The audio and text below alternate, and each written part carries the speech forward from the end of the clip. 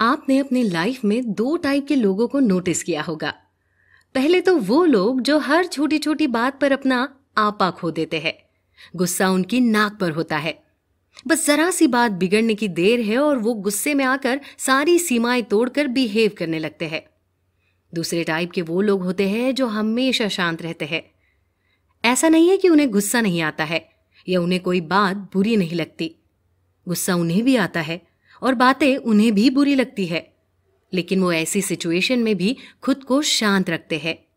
सामने वाले से बिहेव करते वक्त कौन से शब्दों का चुनाव करना है और किस तरह गुस्से को जाहिर करना है, ये उन्हें बहुत अच्छे से आता है। एक छोटा सा रियल लाइफ एग्जाम्पल लेते हैं। आपने अक्सर देखा होगा कि कुछ पेरेंट्स ऐसे होते हैं कि वो अपने बच्चों को छोटी छोटी गलती पर भी उनके ऊपर चिल्लाना शुरू कर देते हैं या बहुत बुरी तरह से उन्हें पीटने लग जाते हैं। वही बहुत से पेरेंट्स ऐसे भी होते हैं कि जो बच्चों के साथ बड़े प्यार से पेश आते हैं, चाहे उन्होंने कितनी भी बड़ी गलती क्यों ना कर दी हो। वो फिर भी उन्हें प्यार से ही समझाते हुए आगे ऐसी गलती दोबारा ना करने के लिए समझाते हैं। अब आप खुद सोचकर बताइए, क्या लगता है आपको, किस तरह से बच्चे से पेश आना ठीक होता है? वायलेंट तरीके से या नॉन वायलेंट तरीके से? क्या आपको लगता है कि बच्चों के साथ या किसी के भी साथ नॉन वायलेंट तरीका अपनाकर आप उन्हें अपनी बात मनाने के लिए राजी कर सकते हैं? और क्या आपको लगता है कि इस तरह से बिहेव करके आप किसी के मन में खुद के लिए सम्मान बना सकते हैं? बिल्कुल नहीं, किसी भी हालत में नहीं। आप गुस्सा दिखाकर या वायलेंट तरीके से पेश आकर लोगों को कुछ देर के लिए डरा जरूर सकते हैं, लेकिन आप ऐसा करके कभी भी दूसरों से सम्मान नहीं हासिल कर सकते। सम्मान पाने के लिए आपको हम्बल बनना पड़ेगा। आप दूसरों से अच्छा व्यवहार करेंगे तभी सामने वाला भी आपके साथ अच्छे से पेश आएगा। अब दो सबसे इंपॉर्टेंट सवाल।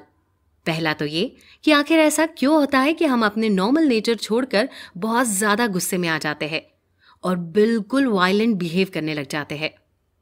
और दूसरा सवाल ये है कि आखिर कैसे कुछ लोग बिल्कुल टेंस सिचुएशन में या बेहद गुस्से वाले माहौल में भी वायलेंट नहीं होते। आखिर वो कौन सी बात है, वो कौन सी चीजें हैं जो बिल्कुल ऑपोजिट कंडीशन में भी किसी इंसान को नॉर्मल रखती है, और वो कौन सी चीजें हैं जो आपको वायलेंट बिहेवियर के लिए उकसाती है। तो इस बुक के writer mister Marshall B Rosenberg ने अपनी इस बुक नॉन वायलेंट कम्युनिकेशन में इन्हीं बातों को समझाने की कोशिश की है।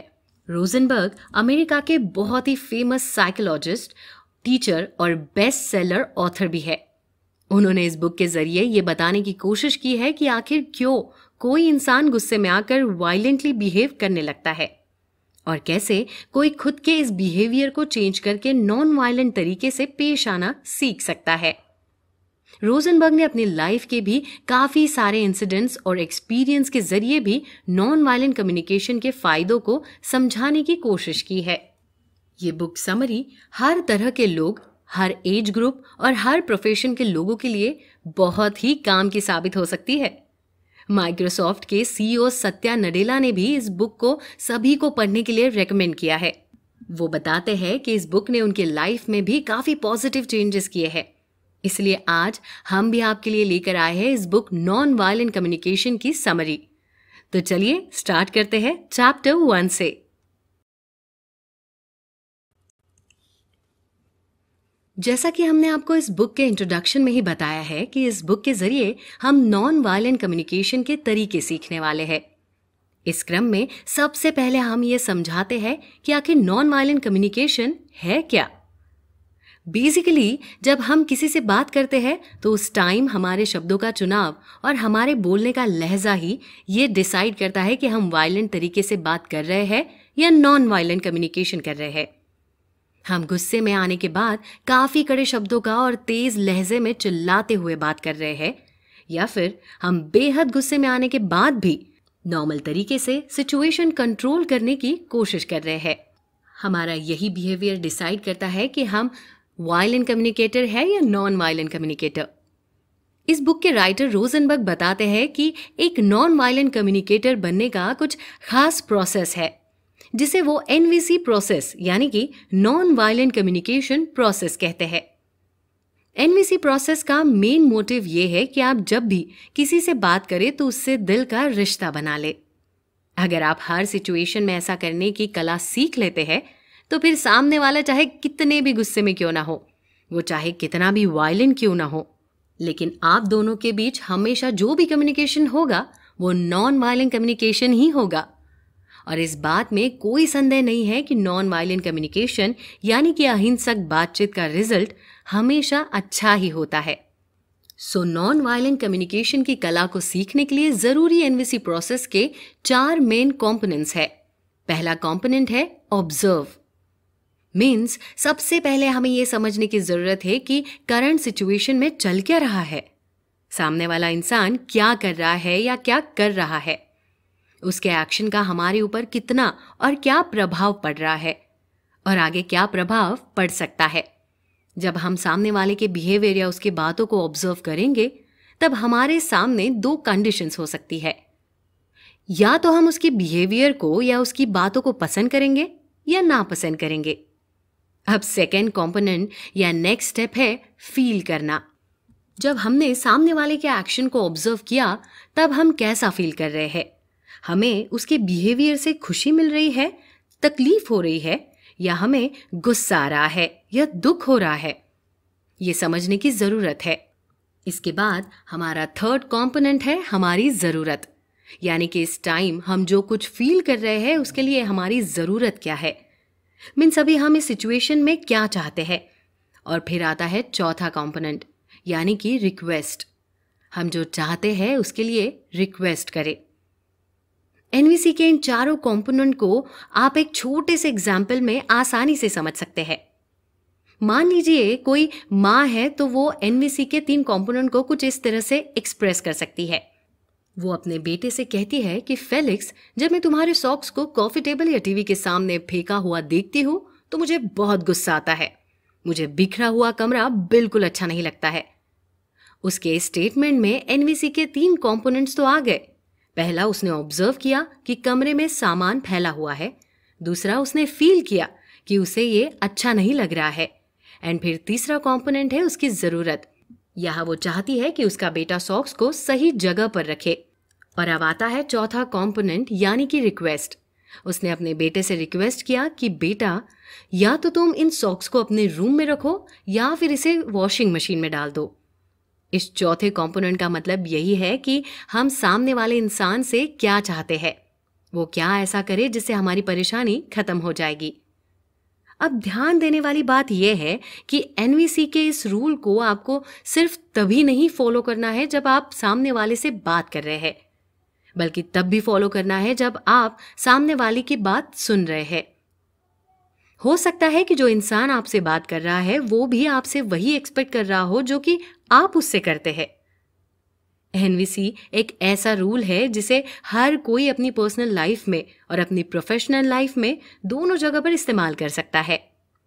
फिर चाहे आपका इंटीमेट रिलेशनशिप हो, फैमिली मेंबर्स के बीच कोई बात हो रही हो, आप स्कूल के स्टूडेंट हैं, किसी संस्था में काम कर रहे हो, आप डॉक्टर हो, कोई थेरेपी करते हो या आप 2 लोगों के बीच किसी भी तरह का समझौता ही क्यों ना करवा रहे हो, हर जगह पर एनवीसी का ये रूल और उसके 4 कंपोनेंट हमेशा आपकी मदद करेंगे। वास्तव में एनवीसी एक ऐसा मेथड है जो कि हमें एक दूसरे से कनेक्ट करने में मदद करता है। जाहिर है जब आप सामने वाले की बात को ध्यान से सुनेंगे, उसे समझने की कोशिश करेंगे, उसकी प्रॉब्लम्स को फील करेंगे, तो निश्चित रूप से आपका उस इंसान के साथ एक खास रिश्ता बन जाता है। और एक बार आप अगर ऐसा कर ले तो आप चाहे किसी प्रोफेशन में हो या फिर किसी के साथ पर्सनल रिलेशन में, हर जगह आप एक खास जगह बना लेंगे। नॉन वायलेंट कम्युनिकेशन का सबसे पहला और सबसे इंपॉर्टेंट रूल है एनवीसी। हमें पूरी उम्मीद है कि आप न सिर्फ इस एनवीसी के कॉन्सेप्ट को समझ चुके हैं, बल्कि अब आप अपनी लाइफ में किसी के साथ भी कम्युनिकेट करते समय इसका ख्याल रखेंगे। नॉन वायलेंट कम्युनिकेशन करने का दूसरा और बहुत ही इंपॉर्टेंट नुस्खा ये है कि आप लोगों को जज करना बंद कीजिए। किसी को क्रिटिसाइज करके आप कभी भी नॉन वायलेंट कम्युनिकेशन नहीं कर सकते हैं। इसको समझने का सीधा सा फंडा है, जो चीज़ आप खुद के साथ होना पसंद नहीं करते हैं वो दूसरों के साथ भी मत कीजिए। आप दूसरों को जज मत कीजिए, कोई आपको जज नहीं करेगा। और अगर आप दूसरों को जज कर रहे हैं तो समझिए कि आप खुद को भी जज कर रहे हैं। जज करने का मतलब ये है कि आप किसी की कमी को उजागर करने की कोशिश कर रहे हैं। और अगर आप दूसरों की कमी नोटिस कर रहे हैं और उसे सबके सामने एक्सप्रेस कर रहे हैं तो फिर एक तरह से आप खुद की कमी को भी दूसरों के सामने ला कर रख रहे हैं, या आप खुद को भी दूसरों को जज करने का मौका दे रहे हैं।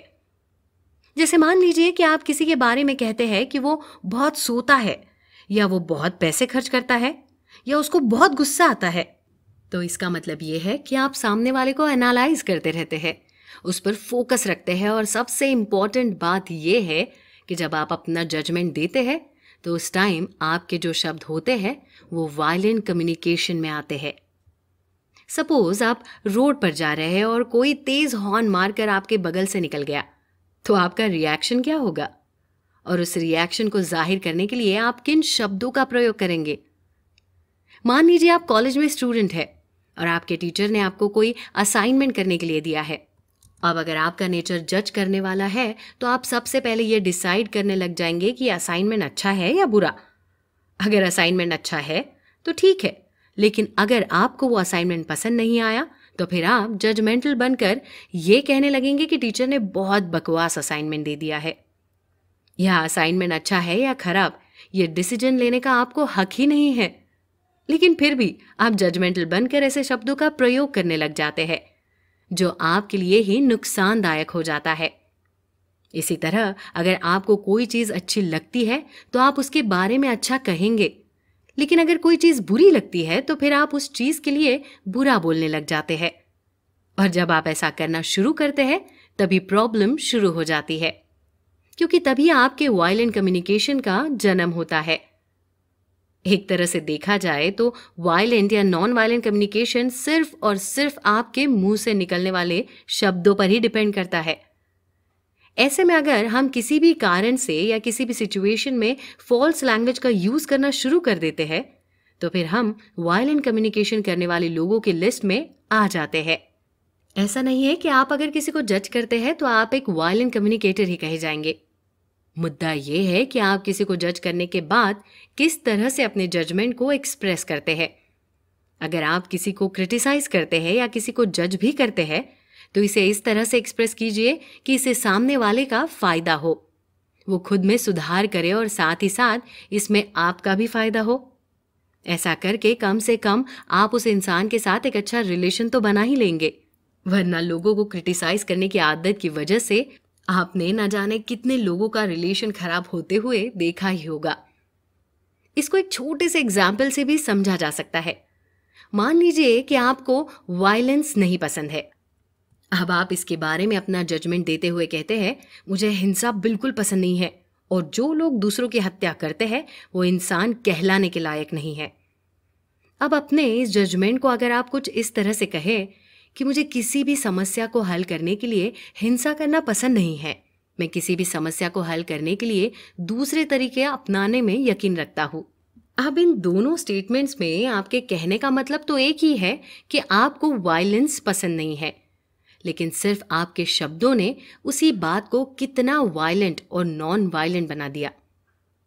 जज करने की ही तरह है कंपैरिजन करना। जब हम किसी एक इंसान की दूसरे के साथ तुलना करते हैं तो भी हम वायलेंट कम्युनिकेशन करने लग जाते हैं। फिर चाहे हम वो तुलना अपने बच्चों की कर रहे हो, अपने प्रोफेशनल लाइफ की कर रहे हो या अपने रिलेशन की कर रहे हो। जब भी हम अपने आसपास के लोगों की किसी भी चीज की तुलना किसी और से करने लगते हैं तो समझिए हम वायलेंट कम्युनिकेशन को जन्म दे रहे हैं। हालांकि हो सकता है कि ऐसा करते टाइम हमारा इंटेंशन उन्हें बेहतर बनाने का हो, लेकिन फिर से हमारे शब्द और बोलने का तरीका ऐसा हो जाता है कि हम सामने वाले के लिए वायलेंट कम्युनिकेटर बन जाते हैं। तो आप लोगों की तुलना करना बंद कर दीजिए, और अगर आपके ऐसा करने का मकसद सिर्फ उन्हें बेहतर बनाना है तो आप इसके लिए तुलना करने के बजाय कोई और तरीका भी अपना सकते हैं। आप उन्हें इंस्पायर कर सकते हैं। आप उनकी कमियों के साथ उनकी खूबियों को भी जाहिर करते हुए उन्हें बेहतर करने के लिए मोटिवेट कर सकते हैं। इसके बाद तीसरी चीज है आपकी डिमांड करने की आदत। ये भी आपके भीतर की दयालुता को खत्म कर आपको वायलेंट कम्युनिकेटर की लाइन में खड़ा कर देती है। अक्सर ऐसा होता है कि लोग अपनी इच्छाओं को अपनी माँ के सामने या पत्नी के सामने डिमांड के रूप में रखते हैं। तो हो सकता है कि आपकी ये डिमांड पूरी हो जाए, लेकिन उनको आपके बात करने का लहजा बुरा भी लग सकता है।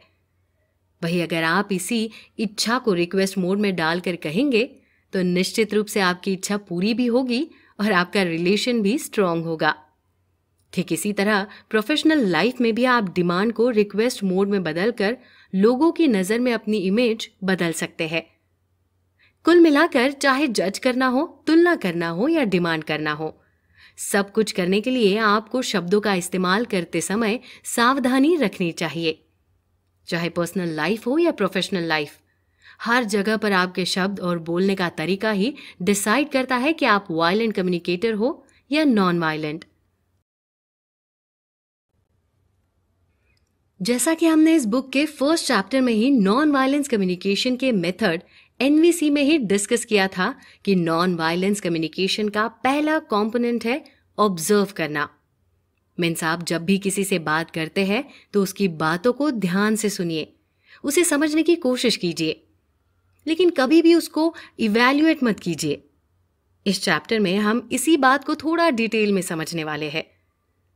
किसी को ऑब्जर्व करने का मतलब ये नहीं है कि आपको उसके बारे में कोई डिसीजन देना है या कोई धारणा बनानी है। हो सकता है कि आप अगर किसी को गहराई से ऑब्जर्व करते हैं तो फिर आपके मन में उस इंसान की एक अलग इमेज बन जाती है, लेकिन अब अगर आप उसकी इस इमेज के बारे में कोई डिसीजन सुनाते हैं तो निश्चित रूप से आप ऐसे शब्दों का प्रयोग करेंगे जो कि आपको वायलेंट कम्युनिकेटर की लाइन में खड़ा कर देता है, क्योंकि ऐसी कंडीशन में हमारे बोलने का तरीका खुद ब खुद ऐसा हो जाता है जो कि सामने वाले को बुरा लग सकता है। Indian philosopher mister J Krishnamurti का कहना है कि बिना कोई रिजल्ट दिए किसी को ऑब्जर्व करना इंसान के इंटेलिजेंस का सबसे हाईएस्ट फॉर्म है। यानी अगर ऐसा करना आप सीख जाते हैं तो समझिए आप सबसे बुद्धिमान इंसान में से एक है। इस बुक के राइटर रोजनबर्ग ने जब जे कृष्णमूर्ति की ये बात सुनी तो उन्हें बहुत बकवास लगी और उनके मुंह से निकल पड़ा, क्या बकवास है ये। लेकिन अगले ही पल उन्हें एहसास हुआ कि ऐसा करते हुए वो खुद जे कृष्णमूर्ति को इवैल्यूएट कर रहे हैं। फिर उन्हें इस बात की गहराई समझ में आई। असल में अगर हम लोगों को ऑब्जर्व करने के बाद उनके बारे में अपना ओपिनियन देने के बजाय सिंपल तरीके से उनकी बात बताने लग जाए तो कितना बेहतर होगा। फॉर एग्जाम्पल, मान लीजिए आप किसी को डायरेक्ट आलसी कहने के बजाय ये कह सकते हैं कि उसे नींद बहुत आती है, या वो बहुत खराब प्लेयर है ये कहने के बजाय आप ये भी कह सकते हैं कि वो पिछले 5 मैच में एक भी रन नहीं बना पाया है। तो आपके कम्युनिकेशन का तरीका कितना बदल जाता है। रोजनबर्ग एक छोटी सी स्टोरी शेयर भी करते हैं। वो बताते हैं कि एक बार उन्हें एक स्कूल की प्रॉब्लम सॉल्व करने जाना पड़ा। दरअसल स्कूल के मेंबर्स और बाकी स्टाफ ने ये कंप्लेन की थी कि उनके और स्कूल के प्रिंसिपल के बीच काफ़ी कम्युनिकेशन गैप है। तो रोजनबर्ग इस प्रॉब्लम को सॉल्व करने के लिए स्कूल पहुंचे। वहां उन्हें स्कूल के सभी टीचर्स और स्टाफ से पता चला कि उनके स्कूल के प्रिंसिपल हमेशा इधर उधर की बातें करते रहते हैं और उन्हें लगता है कि वो जो कुछ बोल रहे हैं वो बहुत अच्छा है। इसी वजह से उनके यहाँ पर टीचर्स और प्रिंसिपल के बीच कम्युनिकेशन गैप बन गया है। वहाँ के स्टाफ और टीचर्स ने एक सुर में कहा कि प्रिंसिपल बहुत बकबकी है। इसके बाद रोजनबर्ग सभी टीचर्स और स्टाफ मेंबर्स को लेकर प्रिंसिपल के साथ मीटिंग करने के लिए पहुंच गए। वहाँ रोजनबर्ग ने भी नोटिस किया कि प्रिंसिपल बिना किसी को बोलने का मौका दिए बगैर अपनी ही कहानी कहे जा रहे हैं। वहाँ बैठे लोग बोर हुए जा रहे हैं, लेकिन वो अपनी कहानी खत्म ही नहीं कर रहा है। आखिरकार रोजनबर्ग ने सब्र तोड़ते हुए कहा, कोई कुछ बोलेगा। उनकी बात सुनने के बाद वहां पर एकदम से सन्नाटा छा गया और फिर एक टीचर ने उठकर प्रिंसिपल की तरफ देखते हुए सीधा कह दिया, आप बहुत बकवास करते हैं। जैसा कि इस स्टोरी से आपको पता चल रहा होगा कि कई बार ऑब्जर्वेशन को इवैल्यूएट से अलग रखना बहुत मुश्किल हो जाता है। शायद इसलिए जे कृष्णमूर्ति ने ये कहा था कि बिना कोई रिजल्ट दिए किसी को ऑब्जर्व करना इंसान की इंटेलिजेंस का सबसे हाईएस्ट फॉर्म है। खैर, उस टीचर के ऐसा बोलने के बाद प्रिंसिपल को भी एहसास हुआ कि वो बहुत बकवास करते हैं और उन्होंने अपने स्टाफ मेंबर से कहा कि उन्होंने पहले ही उन्हें इस बात के बारे में अवेयर कर देना चाहिए था। आखिरकार रोजनबर्ग ने वहाँ के स्टाफ और टीचर्स को कुछ ऐसे तरीके बताए जिससे वो बहुत जेंटल वे में और प्यार से प्रिंसिपल को उनकी इस बुरी आदत के बारे में बता सकते हैं, क्योंकि एंड ऑफ द डे आपकी भाषा ही डिसाइड करती है कि आप वायलेंट कम्युनिकेटर है या नॉन वायलेंट कम्युनिकेटर। इस चैप्टर के एंड में आपको एक सिंपल सा लॉजिक समझ आ गया होगा।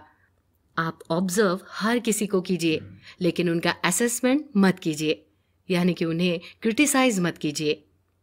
बेशक ये बहुत मुश्किल काम है, लेकिन आप इसे अपने बोले जाने वाले शब्दों के सिलेक्शन से थोड़ा आसान बना सकते हैं।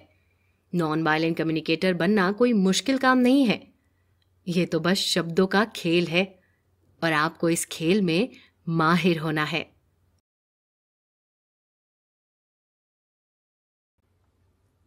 एनवीसी का पहला कंपोनेंट है बिना किसी को जज करते हुए ऑब्जर्व करना। जैसा कि हमने पिछले चैप्टर में जाना कि आप लोगों को ऑब्जर्व तो कीजिए, लेकिन अपनी ऑब्जर्वेशन का रिजल्ट देते हुए उन्हें क्रिटिसाइज मत कीजिए, क्योंकि ऐसा करते वक्त हम ऐसे शब्दों का, वाक्यों का प्रयोग कर जाते हैं जिससे सामने वाले को बुरा लग जाता है और फिर चाहकर भी हम उस इंसान के साथ एक स्वीट रिलेशनशिप बिल्टअप नहीं कर पाते हैं। अब एनवीसी का दूसरा मोस्ट इंपॉर्टेंट कंपोनेंट है फीलिंग, यानी कि आपकी भावना। किसी के साथ भी नॉन वायलेंट कम्युनिकेशन का रिलेशन बनाने के लिए आपको अपनी भावनाओं को पहचानना होगा और इसे पहचानने के साथ ही सही तरीके से सामने वाले के सामने जाहिर भी करना होगा, क्योंकि कई बार जब आप अपने मन की सच्ची फीलिंग्स को दूसरों के सामने जाहिर कर देते हैं और सामने वालों को आपकी फीलिंग्स समझ में आ जाती है, तो फिर वहां पर एक खास रिश्ता बन जाता है। फीलिंग्स की एक खास बात यह है कि आप जब तक दूसरों के सामने जाहिर नहीं करेंगे, दूसरों को नहीं पता चलने वाला है कि आपके मन में क्या चल रहा है। लेकिन यहां मुश्किल तब होती है जब हम अपनी फीलिंग्स दूसरों के सामने जाहिर करते हुए उन्हें अनजाने में हर्ट कर जाते हैं। रोजनबर्ग इस बात को एक छोटी सी स्टोरी के माध्यम से समझाने की कोशिश करते हैं। स्टोरी ऐसी है कि एक बार रोजनबर्ग किसी स्कूल में बच्चों को यही एनवीसी का चैप्टर पढ़ाने के लिए गए ताकि उनकी कम्युनिकेशन स्किल बेहतर हो सके।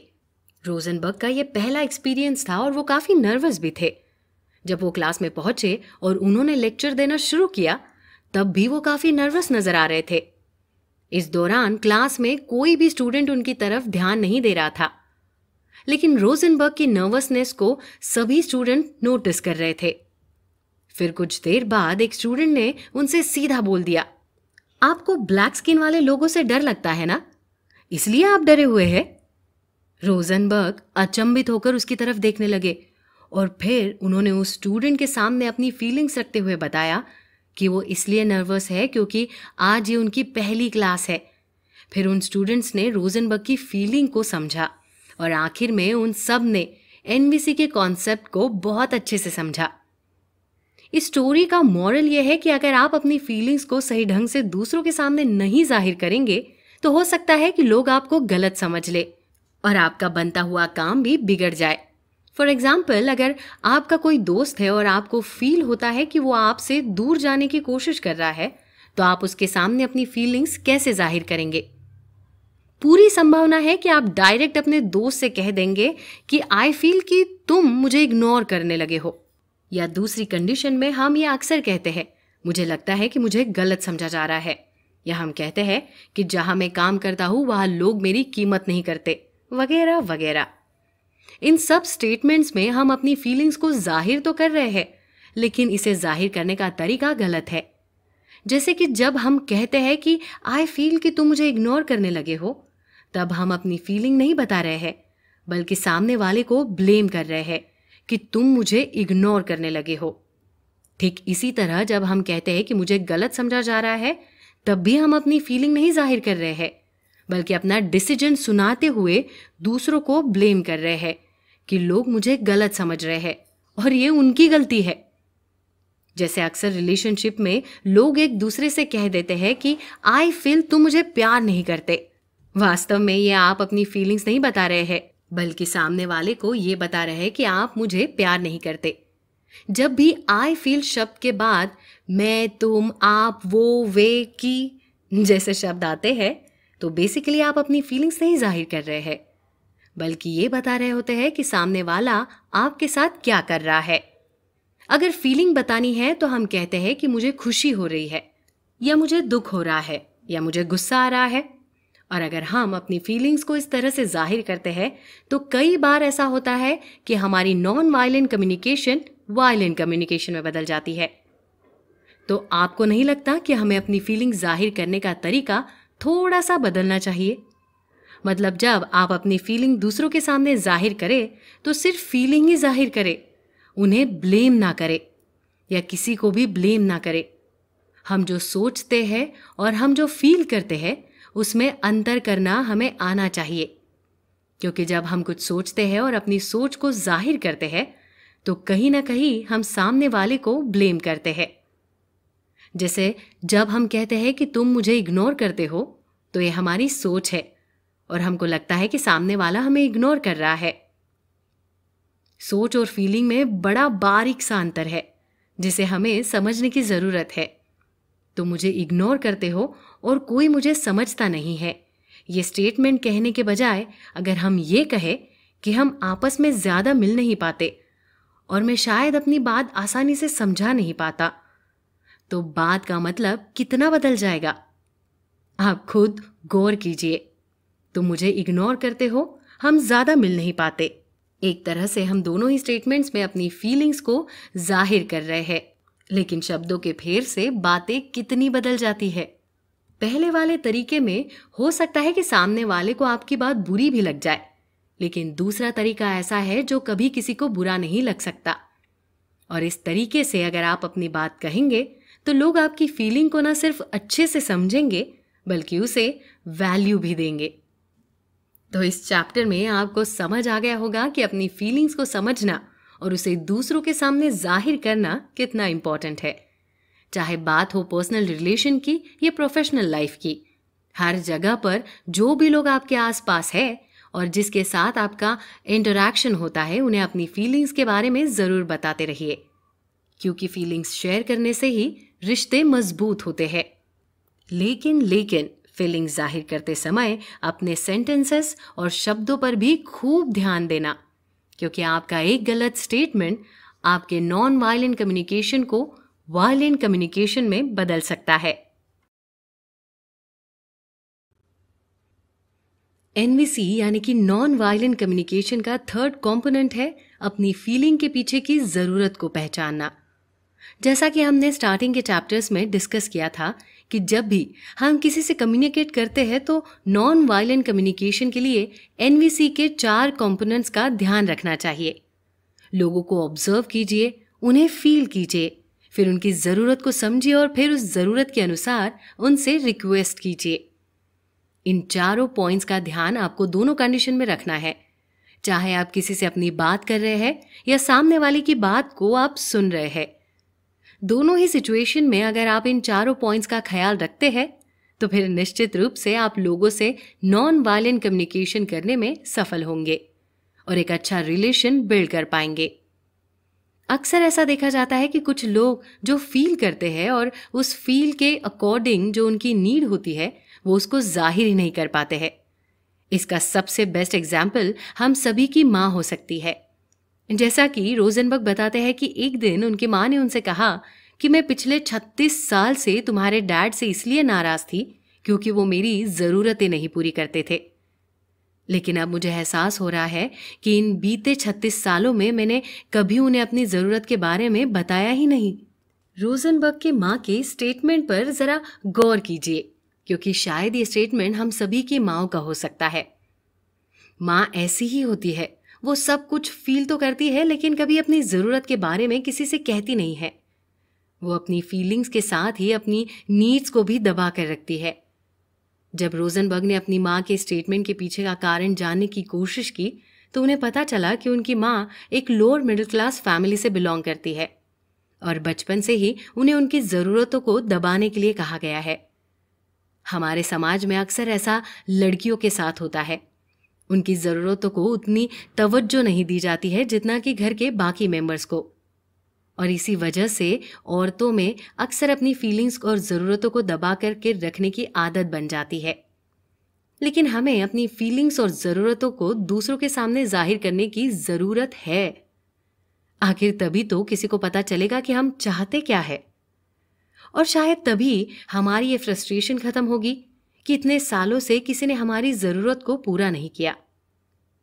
आपको ये तो समझ में आ गया होगा कि अपनी ज़रूरत को दूसरों के सामने जाहिर करना कितना ज़रूरी है। लेकिन अब मुद्दा ये है कि हम कैसे बिना किसी को हर्ट किए और बिल्कुल पोलाइट वे में अपनी नीड्स को दूसरों के सामने रखें। इसके लिए कुछ बातें समझनी ज़रूरी है। पहली तो ये कि जब कोई हमसे नेगेटिव वे में बात करता है तो हमारे पास उसकी बातों को एक्सेप्ट करने के 4 स्टेज होते हैं। पहला तो ये कि हम उसकी बातों के लिए पूरी तरह खुद को ब्लेम कर देते हैं।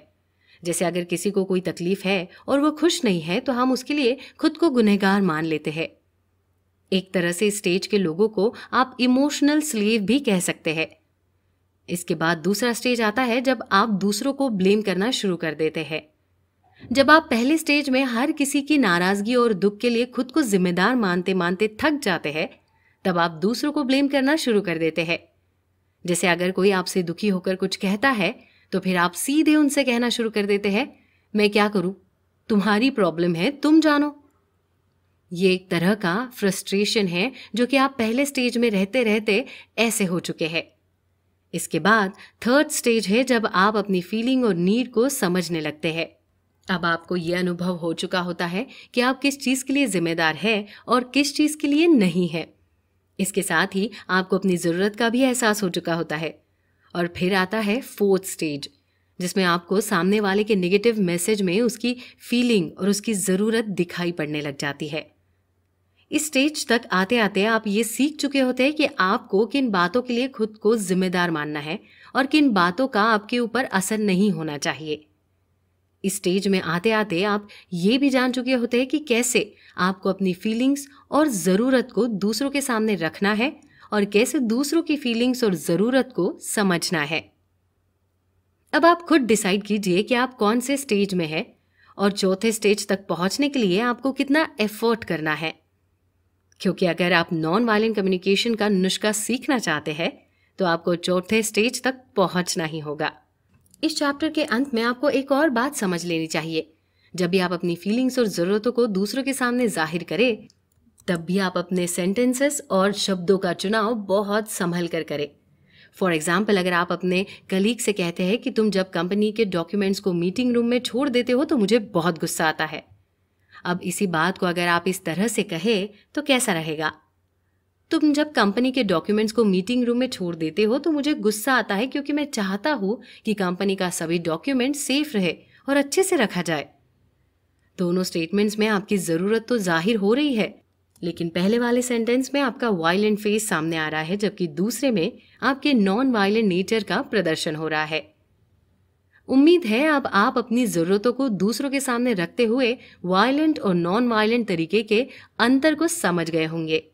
नेक्स्ट टाइम आप अपनी फीलिंग्स और नीड्स को दूसरों के सामने रखने से बिल्कुल भी ना हिचकिचाए, लेकिन ऐसा करते वक्त आपको अपने सेंटेंसेस का खास ख्याल रखना है, तभी तो आप बन पाएंगे नॉन वायलेंट कम्युनिकेटर। अभी तक इस बुक के चैप्टर्स में हमने एनवीसी के 3 मेथड्स ऑब्जर्वेशन, फीलिंग्स और ज़रूरत के बारे में जाना है। हम अब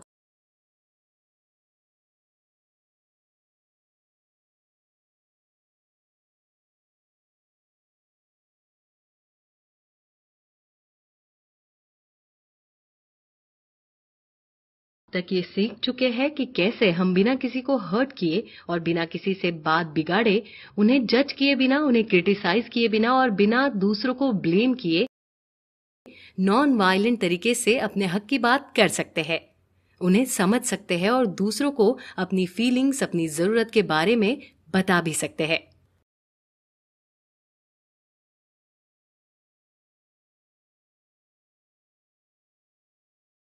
अब हम इस चैप्टर में एनवीसी के 4th most important part, request को डिस्कस करने वाले हैं।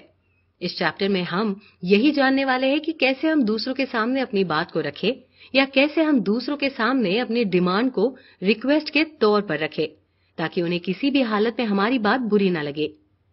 रिक्वेस्ट हमेशा रिक्वेस्ट की तरह ही लगना चाहिए। अगर कहीं रिक्वेस्ट में ऑर्डर या डिमांड का फॉर्म आ जाता है तो फिर पूरी संभावना है कि आपकी रिक्वेस्ट रिजेक्ट कर दी जाएगी।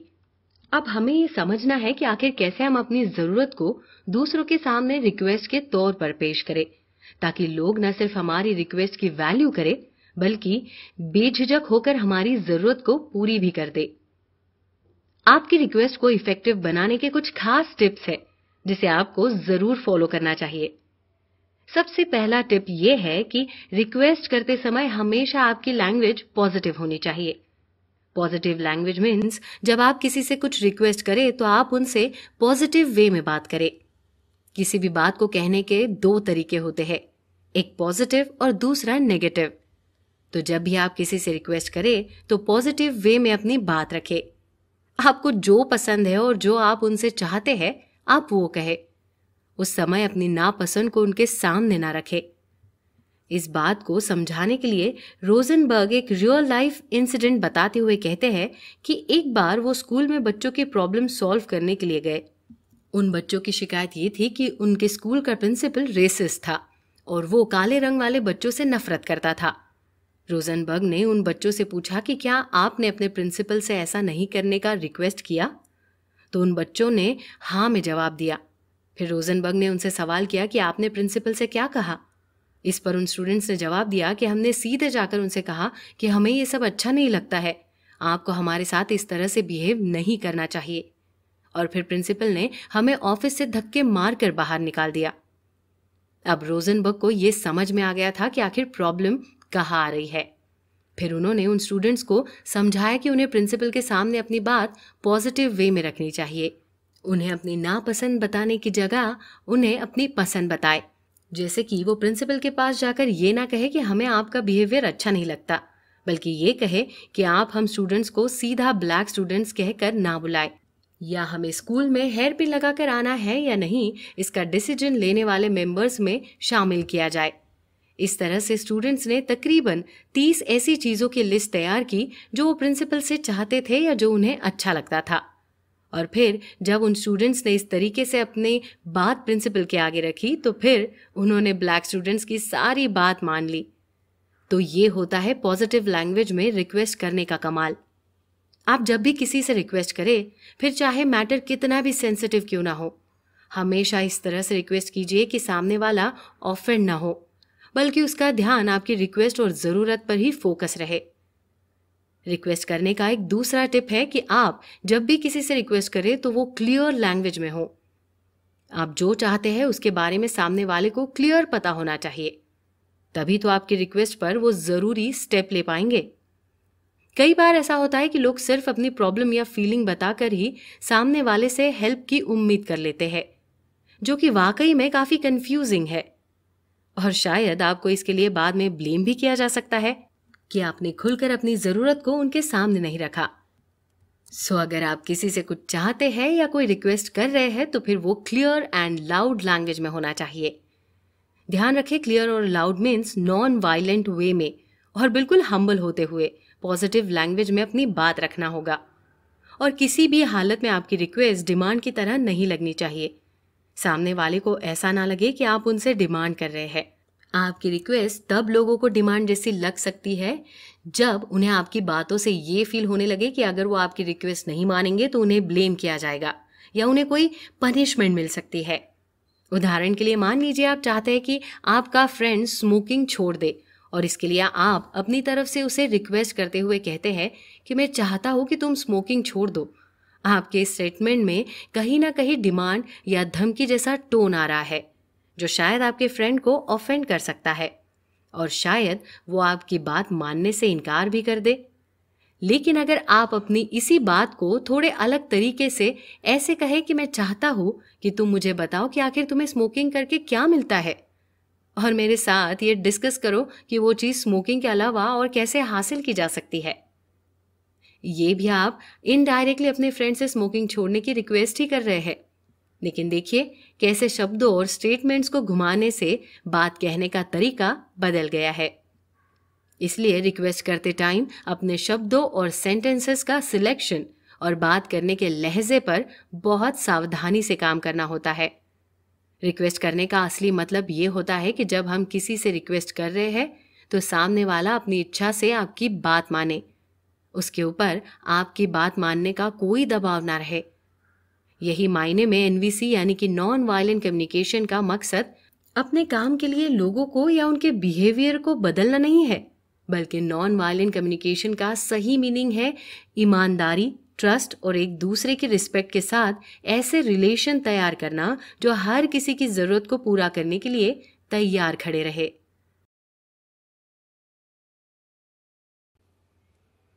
अभी तक के चैप्टर्स में हमने जाना कि हम कैसे एनवीसी के मेथड्स का यूज करते हुए दूसरों से नॉन वायलेंट तरीके से पेश आ सकते हैं। दूसरों के सामने अपनी बात रखते हुए कैसे नॉन वायलेंट तरीके से उन्हें ऑब्जर्व करना है, कैसे अपनी फीलिंग्स के बारे में उन्हें बताना है और कैसे नॉन वायलेंट तरीके से अपनी ज़रूरत के बारे में लोगों को बताना है, और कैसे हम नॉन वायलेंट होकर दूसरों से रिक्वेस्ट कर सकते हैं। लेकिन एनवीसी यानी कि नॉन वायलेंट कम्युनिकेशन का असली मतलब सिर्फ दूसरों के सामने खुद की बात रखना ही नहीं है, बल्कि दूसरों की बातों को इसी तरीके से सुनना भी है। क्योंकि किसी से बेहतर तरीके से कम्युनिकेट होने का मतलब सिर्फ अपनी बातों को बेहतर तरीके से दूसरों के सामने रखना नहीं होता है, बल्कि दूसरों की बातों को भी उतनी ही शिद्दत से सुनना भी है। एनवीसी के 2 पार्ट्स है। पहला, ईमानदारी से अपनी बात दूसरों के सामने रखना, और दूसरा पार्ट है सामने वाले की बात को पूरी लगन से सुनना और समझना। एक अच्छा और बेहतर नॉन वायलेंट कम्युनिकेटर बनने के लिए आपके भीतर ये दोनों गुण होने चाहिए। सामने वाले को अच्छे से सुनने और उनकी बातों को बेहतर तरीके से समझने के कुछ बेसिक रूल्स है, जिसके बारे में हम यहाँ बात करने वाले हैं। सबसे पहली बात तो आप जिस शिद्दत से चाहते हैं कि लोग आपकी बातों को सुने, उतनी शिद्दत से आप सामने वाले की बातों को भी सुने। जो भी आपसे बात कर रहा है उसे फील होना चाहिए कि आप उनकी बातों की वैल्यू करते हैं। अच्छा कम्युनिकेटर बनने के लिए आपका अच्छा लिसनर होना भी बहुत ज़रूरी है। दूसरा टिप ये है कि अगर आप किसी को कोई भी एडवाइस या हेल्प देना चाहते हैं तो आप इसके लिए पहले उनसे पूछ ले, क्योंकि कई बार ऐसा होता है कि आपका इंटेंशन सामने वाले को बेहतर बनाना या उनकी पॉजिटिव वे में हेल्प करना होता है, लेकिन वो आपकी बात को नेगेटिव वे में लेकर चले जाते हैं। इसके बाद तीसरा पॉइंट ये है कि जब आप किसी की बात सुने तो उनके शब्दों से ज़्यादा गौर उनके ऑब्जर्वेशन, उनकी फीलिंग, उनकी नीड और उनके रिक्वेस्ट पर करें। आप बिना उनके बताए या जाहिर किए ही उनकी फीलिंग और ज़रूरत को समझने की कोशिश करें। इसके साथ ही आप जब भी किसी की बात को सुने तो उसके शब्दों और उसकी सोच को सुनने के बजाय उसकी ज़रूरत को सुने। वो आपसे क्यों बात कर रहा है, क्या करना चाह रहा है और उसको इस समय किस चीज़ की ज़रूरत है, ये समझने की कोशिश कीजिए। बेहतर लिसनर बनने की एक और टिप ये भी है कि जब सामने वाले इंसान से कोई इन्फॉर्मेशन हासिल करना चाहते हैं तो फिर सबसे पहले आप उनके सामने अपनी फीलिंग्स और ज़रूरत को जाहिर कीजिए, ताकि उन्हें आपको इन्फॉर्मेशन देते समय ये फील हो कि आपको वाकई में उसकी ज़रूरत है और आप उनके इस इन्फॉर्मेशन की वैल्यू करते हैं। यहाँ पर एक और पॉइंट समझना ज़रूरी है। अक्सर ऐसा होता है कि जब हम किसी की बात को सुन रहे होते हैं तो हो सकता है कि उसकी कुछ बातें हमें बुरी भी लग सकती है, या हो सकता है कि वो कुछ ऐसा बोल जाए जो हमारे लिए बर्दाश्त करना मुश्किल हो जाए। ऐसी सिचुएशन लगभग सभी के साथ कभी ना कभी तो ज़रूर आती है, लेकिन ऐसी सिचुएशन में भी हमें वायलेंट नहीं होना है, यानी हमें वायलेंट कम्युनिकेटर नहीं बनना है। इस सिचुएशन को हैंडल करने का एक बहुत ही आसान तरीका है। सबसे पहले रुके, गहरी सांस ले, खुद को शांत करें, फिर दूसरे नंबर पर आप बिल्कुल नॉन वायलेंट तरीके से अपनी बात रखें। अगर आप सामने वाले की बात से असहमत है तो भी बिल्कुल सहजता से और प्यार से उन्हें ना कहे, और अगर इस पर भी बात नहीं बनती है तो तीसरा स्टेप है टाइम आउट ले। मीन्स कुछ देर के लिए बात बंद करें। ऐसा करके आप शुरू से लेकर अंत तक नॉन वायलेंट कम्युनिकेशन के रूल को बनाए रख सकते हैं, और निश्चित रूप से आपके इन स्टेप्स का सामने वाले पर भी पॉजिटिव प्रभाव पड़ेगा और हो सकता है कि अगली बार जब आप उससे बात करने जाए तो वो भी आपकी ही तरह नॉन वायलेंट तरीके से आपसे बात करना शुरू करे। अच्छा लिसनर बनने की ये छोटी छोटी टिप्स लगभग हम सभी जानते हैं, लेकिन बहुत कम लोग ही इसे फॉलो कर पाते हैं। दरअसल हम इन टिप्स को बहुत हल्के में ले लेते हैं, लेकिन यकीन मानिए कि ये छोटी छोटी टिप्स आपकी लाइफ में बहुत बड़े बड़े चेंजेस ला सकती है। इन छोटी छोटी टिप्स को फॉलो करते हुए आप अपने सामने खड़े इंसान के साथ खास रिलेशन बना सकते हैं। आप ऐसा करके उनके मन की सारी बात जान सकते हैं। जब आप किसी के साथ दिल का कनेक्शन बना लेते हैं तो फिर वो आपसे कुछ भी नहीं छुपा पाता है। वो शख्स खुद को आपके सामने खोल कर रख देगा। और सही मायने में एक अच्छे कम्युनिकेटर की यही पहचान है कि जो भी उससे बात करे वो बस उसका होकर रह जाए, फिर चाहे बात पर्सनल रिलेशन की हो या फिर प्रोफेशनल रिलेशन की। हर जगह पर अच्छे कम्युनिकेटर को खास वैल्यू मिलती है। और जैसा कि हमने इस चैप्टर की शुरुआत में ही बताया था कि अच्छा कम्युनिकेटर बनने के लिए जितना ज़रूरी अच्छा स्पीकर होना है उतना ही ज़रूरी अच्छा लिसनर होना भी है। कैसा लगता है आपको जब कोई आपकी सारी बातें, आपकी सारी प्रॉब्लम्स बड़े ध्यान से और बिना किसी सवाल के और बिना आपको क्रिटिसाइज किए हुए सुनता है? शायद ये दुनिया की सबसे अच्छी फीलिंग है और सबसे अच्छा एक्सपीरियंस भी है। हो सकता है कि आप गलत हो, आप बहुत गुस्से में हो या शायद आप काफ़ी इमोशनल होकर बैठे हो, और इन सभी कंडीशन में कोई आपके पास आकर अगर आपके कंधे पर हाथ रखते हुए आपको सपोर्ट देता है, आपकी तकलीफ को समझने की कोशिश करता है और आपकी सारी बातों को चुपचाप सुनता जाता है, तो यकीन मानिए दुनिया की सबसे अच्छी फीलिंग है।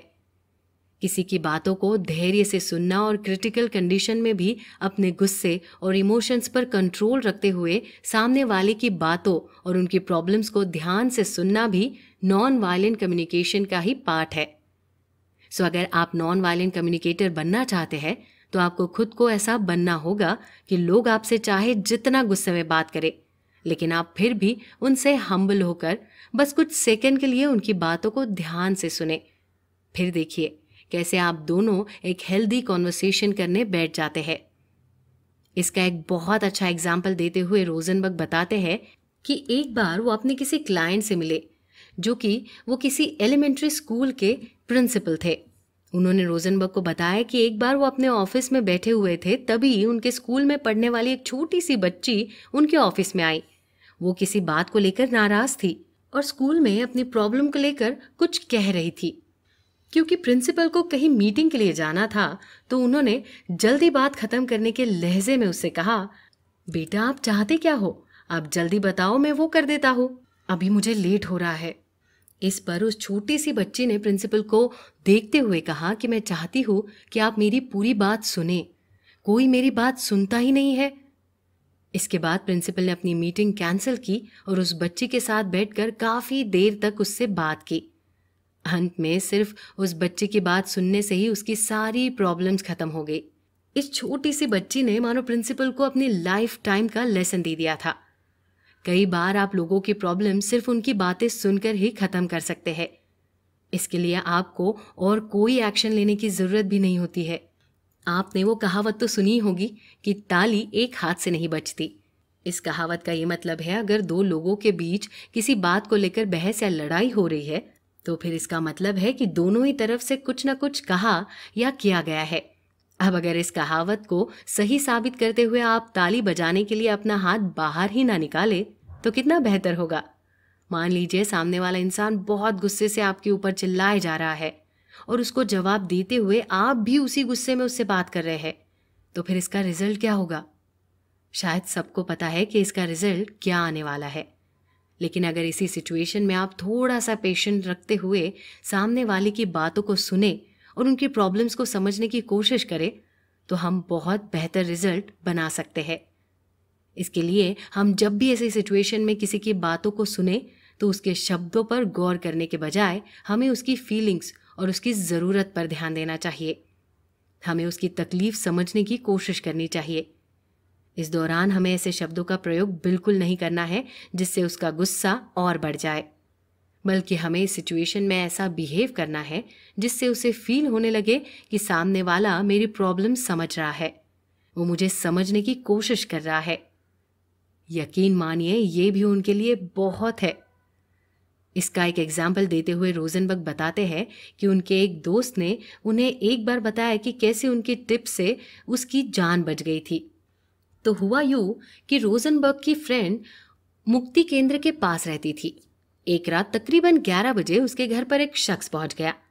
जाहिर है उस शख्स ने ड्रग्स ले रखा था।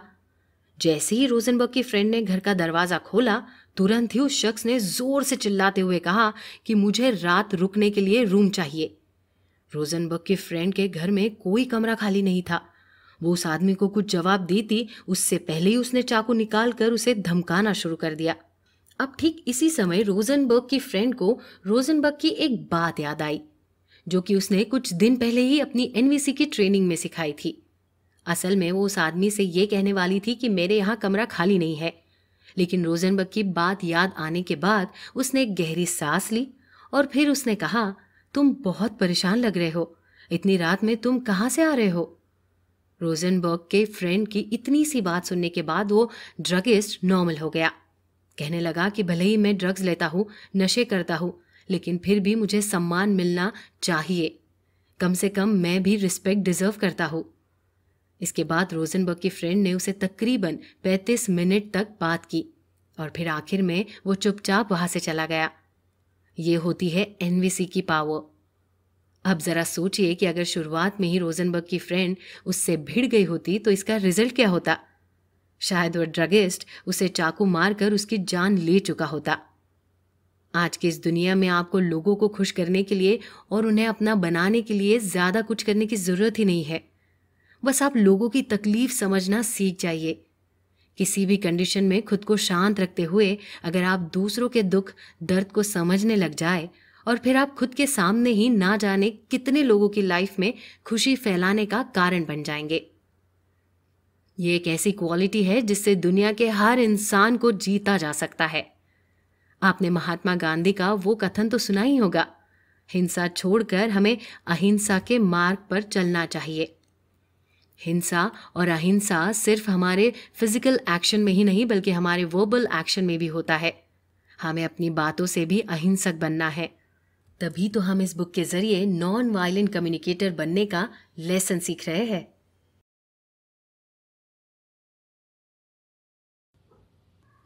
आप जो बदलाव दुनिया में देखना चाहते हैं वो बदलाव सबसे पहले स्वयं में करें। ये कथन महात्मा गांधी का है और इस कथन का सिंपल सा मतलब है कि अगर आप दुनिया में कोई बदलाव देखना चाहते हैं तो सबसे पहले खुद के भीतर वो बदलाव ले आए। जैसे कि मान लीजिए कि आप चाहते हैं कि पूरी दुनिया हम्बल हो जाए, सबके मन से गुस्सा, ईर्ष्या और जितनी भी बुराइयां हैं खत्म हो जाए, तो सबसे पहले इस बदलाव की शुरुआत आप स्वयं से कीजिए। एनवीसी के मेथड में अभी तक हमने नॉन वायलेंट तरीके से लोगों से बात करने के तरीके और उनकी बातों को सुनने का स्टेप जाना है। अब इस चैप्टर में हम जानेंगे कि कैसे हमें खुद को समझने के लिए और खुद को ट्रीट करते समय भी एनवीसी के मेथड का प्रयोग करना है। देखिए, एक सिंपल सी बात है, अगर आप अंदर से खुश है, एनर्जेटिक है, पॉजिटिव है, तो जाहिर है कि आप जिसके साथ भी रहते हैं और जिससे भी बात करते हैं उसके ऊपर भी आपके इस नेचर का पॉजिटिव इफेक्ट जरूर पड़ेगा। इसलिए हमें खुद को बेहतर बनाने के लिए खुद को जानना बहुत जरूरी है। खुद की फीलिंग्स, इमोशन, खुशी, दुख, इच्छा सब कुछ हमें पता होना चाहिए। हम में से अधिकतर लोगों को अपने बारे में ही नहीं पता होता है। हम क्या चाहते हैं, क्या हमें अच्छा लगता है और क्या नहीं अच्छा लगता है। ये सब बातें ना तो हम जानते हैं और ना ही कभी जानने की कोशिश भी करते हैं। हम बस अपनी लाइफ को या तो दुनिया की देखा देखी एडजस्ट करते हुए जी रहे हैं या फिर अपनी मजबूरी के कारण भीतरी मन से समझौता करते हुए जी रहे हैं। यहां आपसे एक सवाल है, आप ईमानदारी से सोचकर बताइए कि क्या आप इस वक्त जो भी काम कर रहे हैं या जो भी जिंदगी जी रहे हैं उससे आप खुश हैं? ज्यादातर लोगों का जवाब होगा नहीं, लेकिन फिर भी आप इस लाइफ को जिए जा रहे हैं। दरअसल जब हम छोटे होते हैं और धीरे धीरे दुनिया को जानना और समझना शुरू करते हैं, तभी से हम अपनी इच्छाओं और अपनी खुशी से समझौता करना सीख जाते हैं। हमें हमेशा दूसरों से सीख लेना सिखाया जाता है, दूसरों से इंस्पायर होने के लिए कहा जाता है। लाइफ और करियर बनाने के लिए हमें कभी न खत्म होने वाली रेस में ढकेल दिया जाता है। पहले तो हमें इस रेस में शामिल होने में थोड़ी तकलीफ होती है, लेकिन फिर धीरे धीरे हम इस रेस में इतना रम जाते हैं कि हम खुद को ही खो देते हैं, और फिर हम भी दूसरे लोगों को इस रेस में शामिल होने की सीख और लालच देने लग जाते हैं। असल में तो हमने कभी जानने की कोशिश ही नहीं की कि हम चाहते क्या है, हमें किसमें खुशी मिलती है, हमारा मन क्या चाहता है। चलिए एक छोटी सी एक्सरसाइज करते हैं। आप एक पेन और पेपर लीजिए और आपने अपनी लाइफ में आज तक जो कुछ भी काम किया है उसकी लिस्ट बनाइए। जरूरी नहीं कि इस लिस्ट में सिर्फ आपकी लाइफ के बड़े काम शामिल हो, आप छोटे से छोटा काम यहाँ तक कि रोजाना एक्टिविटीज का भी लिस्ट बना सकते हैं। तो आप शुरुआत के स्कूल के दिनों से लेकर अब तक आपने जितनी भी पढ़ाई या जितने भी काम किए उसकी लिस्ट बनाइए, और हर काम को एक सेंटेंस के रूप में इस तरह लिखिए कि मैंने ये काम किया, मैंने इंजीनियरिंग किया, या मैंने सेल्समैन की जॉब की। इस तरह से आप अपने सारे कामों की लिस्ट बना लीजिए। अब आप हर काम के बाद उसका कारण भी लिखिए, जैसे मैंने इंजीनियरिंग किया क्योंकि मेरा फ्यूचर सिक्योर करना था, या मैंने सेल्समैन की जॉब की क्योंकि मुझे पैसों की ज़रूरत थी। इस तरह से आप अपने हर काम के सामने उसको करने का कारण भी लिखते जाइए। आप छोटे से लेकर बड़े हर काम का लिस्ट बनाइए और सबके करने के पीछे का कारण लिखिए। एक बार जब ये लिस्ट कंप्लीट हो जाए फिर उसको ध्यान से पढ़िए। फिर आपको एहसास होगा कि लाइफ में कितने काम आपने अपनी आंतरिक खुशी से और इच्छा के लिए किया, और कितने काम आपने पैसों के लिए, दूसरों के डर से या समाज के डर से शर्म के मारे किसी को खुश करने के लिए, और कई बार सिर्फ अपना फर्ज निभाने के लिए किया। अब आप अपना खुद का असेसमेंट कीजिए और खुद से सवाल कीजिए, कितनी बार आप खुद की खुशी के लिए जिए हैं, कितनी बार आपने खुद को जानने की कोशिश की है, और कितनी बार आपने खुद का ख्याल रखा है। यहाँ पर ध्यान दीजिए, जिन कामों के आगे आप ये लिख रहे हैं कि मैंने ये अपनी खुशी से और अपनी इच्छा से किया है, सही मायने में वो ही आपकी असली खुशी है, और आपने आगे वही काम करना चाहिए। तभी आप एक खुशहाल जिंदगी जी सकेंगे। आप अपनी लाइफ से और खुद से प्यार करने लगेंगे, और जब आप खुद से प्यार करना सीख जाएंगे तो फिर आपके लिए दुनिया में भी प्यार बांटना आसान हो जाएगा। सही मायने में अगर देखा जाए तो एनवीसी यानी कि नॉन वायलेंट कम्युनिकेशन को सीखने की सबसे ज्यादा जरूरत उन्हीं को है जिन्हें गुस्सा बहुत आता है, क्योंकि नॉर्मल सिचुएशन में तो हम ज्यादातर नॉन वायलेंट ही रहते हैं। वायलेंस तभी आता है जब गुस्सा आता है। लोग तभी दूसरों को हर्ट करते हैं या गलत तरीके से बोलते हैं जब उन्हें गुस्सा आता है या कोई चीज बुरी लगती है, और तभी नॉन वायलेंट कम्युनिकेशन का जन्म होता है। लेकिन यहाँ पर आपको एक बात को गहराई से समझना है। जब आप किसी को ब्लेम करते हो, हर्ट करते हो या क्रिटिसाइज करते हो या किसी से बदला लेना चाहते हो, तो इसके पीछे का जो कारण है वो है आपका गुस्सा। आप दूसरों से जो गलत बिहेव कर रहे हैं उसकी असली वजह तो आपके भीतर ही है। आपका अपना गुस्सा निकालने के लिए दूसरों को नुकसान पहुंचाने की कोशिश कर रहे हैं आप। बड़ी छोटी सी लेकिन बहुत गहरी बात है। गुस्सा आपको आया और वो आपके भीतर उठ रहा है, लेकिन उसको एक्सप्रेस करने के लिए आप नुकसान दूसरों को पहुंचा रहे हैं। आप एक बात बड़े ध्यान से समझिए, हमें कभी भी इसलिए गुस्सा नहीं आता है कि दूसरा क्या कर रहा है या क्या बोल रहा है, बल्कि हमें गुस्सा इसलिए आता है क्योंकि हमें दूसरों के काम या उनकी बातों पर सही तरीके से रिएक्ट करना नहीं आता है। हमें खुद की फीलिंग्स और खुद की सोच की वजह से गुस्सा आता है, लेकिन हम हमेशा इसका ब्लेम दूसरों पर डाल देते हैं कि उसने ऐसा किया इसलिए मुझे गुस्सा आया, या उसने ये बोल दिया इसलिए मुझे गुस्सा आया। असल में आपको गुस्सा उसके कुछ करने या बोलने से नहीं आया है, बल्कि खुद की सोच और फीलिंग की वजह से आया है। और फिर हम हिंसक होते हैं। हमें लगता है कि सामने वाले इंसान की वजह से मुझे गुस्सा आया है तो ये उसकी गलती है और उसे सजा मिलनी चाहिए। रोजनबर्ग इस बात को लेकर एक इंसिडेंट शेयर करते हुए समझाने की कोशिश करते हैं। वो बताते हैं कि एक बार उन्होंने अपने छोटे बेटे को उसकी बहन की अलमारी से पैसे लेते हुए देख लिया। उन्होंने अपने बेटे से कहा कि तुमने अपनी बहन को बताया कि तुमने उसके अलमारी से पैसे लिए हैं? इस पर उनके बेटे ने जवाब दिया कि नहीं, मैंने उसके पैसे नहीं लिए। अब इस सिचुएशन में थोड़ा रुककर सोचिए। अगर रोजनबर्ग चाहते तो तुरंत ही उसे झूठ बोलने के लिए डांटना शुरू कर देते या उसे क्रिटिसाइज कर देते कि तुम झूठ बोल रहे हो, तुम झूठे हो। या तीसरा ऑप्शन ये था कि वो ये भी फील कर सकते थे कि उनका बेटा उनकी रिस्पेक्ट नहीं करता, उनसे झूठ बोल रहा है। लेकिन रोजनबर्ग ने ऐसा कुछ नहीं किया। उन्होंने अपने बेटे की फीलिंग और उसके इमोशंस को समझने की कोशिश की। वो डरा हुआ और घबराया हुआ लग रहा था। ऐसे में रोजनबर्ग ने बिना उसे कुछ भला बुरा कहे बड़े प्यार से उसकी प्रॉब्लम को समझने की कोशिश की। इस तरह से बात करने पर उनके बेटे ने अपनी गलती को एक्सेप्ट किया और साथ ही साथ आगे कभी भी ऐसा कुछ न करने का वादा भी किया। आप जरा सोचिए, अगर इस सिचुएशन में रोजनबर्ग को गुस्सा आता तो इसका क्या कारण होता? उनके गुस्से के कारण उनके बेटे ने जो किया वो होता, या फिर जो उनकी भीतर की सोच होती वो होता? और उनके गुस्से की वजह से वो जो रिएक्शन देते उसका रिजल्ट क्या होता? शायद उनका बेटा अगली बार चोरी करते समय और सावधानी रखता। तो अब आपको इतना तो समझ में आ ही गया होगा कि हमें गुस्सा दूसरों की बातों या उनके एक्शन की वजह से नहीं, बल्कि अपनी खुद के सोचने के तरीके से आता है, और फिर हम गलत रिएक्शन देना शुरू कर देते हैं। ऐसे में अब आप यहाँ पर ये जान लीजिए कि ऐसी गुस्सा आने वाली सिचुएशन में आपको कैसे खुद की सोच को पॉजिटिव वे में ले जाना चाहिए और खुद के भीतर उठ रहे गुस्से के तूफान को कैसे कंट्रोल करते हुए दूसरों के सामने खुद को नॉन वायलेंट तरीके से एक्सप्रेस करना चाहिए।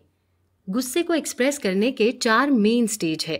पहला स्टेज है कुछ नहीं करना। जी हाँ, जब आपको लगे कि आपको बहुत गुस्सा आ रहा है तो आप कुछ मत कीजिए, बस चुपचाप होकर गहरी और लंबी सांस खींचिए और सांस छोड़िए। फिर बिल्कुल शांत होकर ये पता लगाइए कि आपको गुस्सा आ क्यों रहा है। आप ऐसा क्या सोच रहे हैं जिसकी वजह से आपको गुस्सा आ रहा है। इसके बाद आप अपनी सोच के अकॉर्डिंग अपनी ज़रूरत को समझिए, यानी आप अभी चाहते क्या है। जैसे अगर आपको इसलिए गुस्सा आ रहा है क्योंकि सामने वाला इंसान रेसिस्ट है और वो भेदभाव करता है, तो फिर आपकी ज़रूरत होगी इक्वालिटी, यानी कि बराबरी और रिस्पेक्ट और जुड़ाव।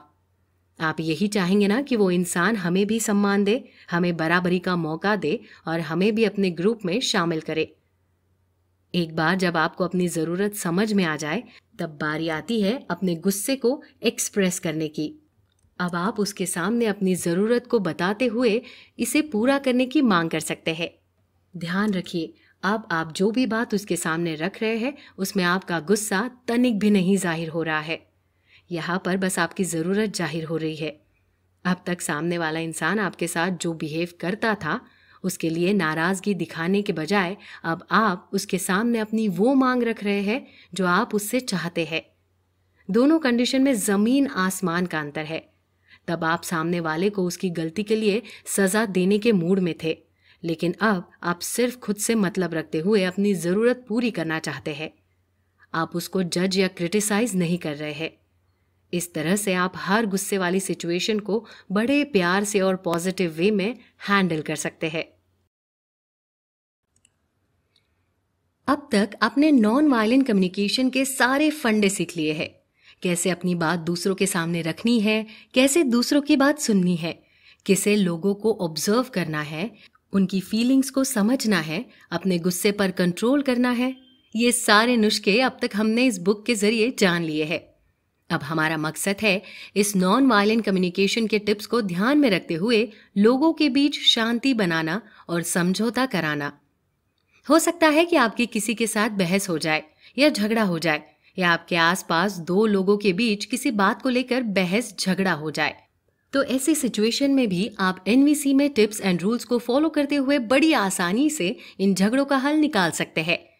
रोजनबर्ग ने दुनिया भर में न जाने कितने झगड़े और कितने विवादों को एनवीसी की मदद से सुलझाया है। उन्होंने लोगों के घरेलू मामलों से लेकर पति पत्नी, पड़ोसियों के झगड़े, यहाँ तक कि 2 देशों के बीच के झगड़े को भी सुलझाया है। इसके लिए वो जो सबसे ज़रूरी चीज़ बताते हैं वो है काफ़ी ज़्यादा पेशेंस, लोगों से जुड़ने और उनसे पर्सनल कनेक्शन बनाने की स्किल, और बेशक एनवीसी के सारे रूल्स और उन रूल्स के काम करने पर पूरा भरोसा रखना। तो आप भी इन चीजों को ध्यान में रखते हुए बड़े से बड़े और कॉम्प्लिकेटेड झगड़े सुलझा सकते हैं। दो पक्षों के बीच चल रहे झगड़े को सुलझाने के लिए अगर आप मीडिएटर है तो आपके लिए सबसे जरूरी है दोनों पक्षों के लोगों से अपना पर्सनल कनेक्शन बनाना, ताकि आप जो कुछ भी बोले उसे दोनों पक्ष ध्यान से सुने और आपकी बात को वैल्यू दे। दोनों पार्टियों से कनेक्शन बनाने के लिए आपको भी उन दोनों को यह यकीन दिलवाना होगा कि आप उनकी जरूरत और उनकी तकलीफ को बहुत अच्छे से समझ रहे हैं। इसके बाद दूसरी जरूरी बात यह है कि आप मीडिएशन करते समय ये कोशिश करें कि दोनों ही पार्टियां एक दूसरे की जरूरत और तकलीफ को न सिर्फ समझे, उसे फील भी करे। वहां पर आपका काम ही यही है कि आप दोनों पार्टियों को एक दूसरे की जरूरत को फील करवाए, और ऐसा करते वक्त आपको अपनी लैंग्वेज पर विशेष ध्यान देने की जरूरत है। इस दौरान आपको ऐसी कोई भी बात नहीं बोलनी चाहिए जिससे किसी भी पार्टी को ये लगे कि आप उन्हें गलत समझ रहे हैं। एक अच्छा मीडिएटर बनने के लिए आपको दोनों पार्टियों की जरूरत को बिना कहे समझाना आना चाहिए। भले ही दोनों पार्टियां अपने पक्ष में कुछ भी कह रही हो, लेकिन आपको अपने सेंस से इस बात का पता होना चाहिए कि उन दोनों की वास्तविक जरूरत क्या है, वो क्या चाहते हैं। अच्छा मीडिएटर होने की अगली टिप ये है कि आपको किसी भी विवाद को सुलझाते समय हर किसी के रिस्पेक्ट का खास ख्याल रखना है। आपको किसी भी हालत में किसी भी पार्टी के रिस्पेक्ट पर आंच नहीं आने देना चाहिए, वरना बात बहुत बिगड़ सकती है। इसके साथ ही आपको जरूरत पड़ने पर ना कहना भी आना चाहिए। जरूरी नहीं है कि विवाद को सुलझाने के लिए आप किसी भी पार्टी से कॉम्प्रोमाइज करते हुए उनकी हर बात मानने को तैयार हो जाए। बेशक विवाद सुलझाना जरूरी है, लेकिन इस शर्त पर बिल्कुल नहीं जिससे आगे चलकर फिर से विवाद होने की संभावना बनी रहे।